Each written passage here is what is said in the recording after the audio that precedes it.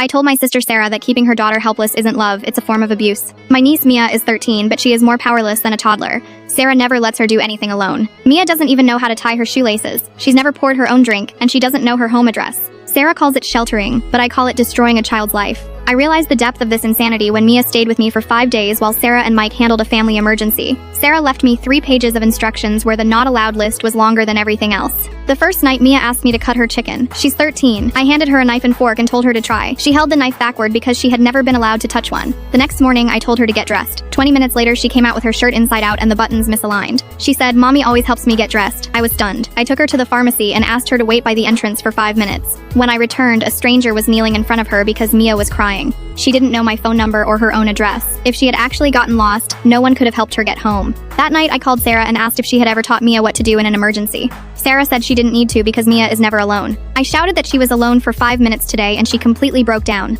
The next day, I took her to the park. She wanted to use the swing, but another kid was there. I told her to go ask if they could take turns, but she froze. She whispered, "I don't know how to talk to other kids." Sarah had never let her speak to anyone without supervising and scripting the conversation. Mia sat on a bench for 40 minutes just watching the other kids play. I called Sarah that night and didn't hold back. I said, "Mia can't feed herself, she can't dress herself, and she can't even talk to another child. You aren't protecting her. You're keeping her in a cage, and it's going to break her." Sarah cried, saying I didn't understand how terrifying the world is. I told her she was so busy keeping Mia safe from the world that she forgot to teach her how to live in it. She called me cruel and hung up. 2 months later, Sarah called me sobbing. Mia had started school and a group of bullies had targeted her. They told Mia they were her best friends but made her hand over her lunch money every day. Mia did it happily because she thought that's what friendship cost. She had no idea what a normal relationship looked like. When a teacher found her sitting alone with nothing to eat, the truth came out. Sarah asked me what she should do. I told her, let her fail at small things now so she doesn't get destroyed by big ones later. Now Mia comes over on weekends. She walks to the corner store alone and has memorized all the important numbers. Last Saturday, she got into an argument with a kid at the park over the swings. If Sarah had been there, she would have fought the kid herself. But Mia stood her ground. She talked it out and they settled it. Sarah might have seen that as a problem, but to me, it was Mia's first real victory.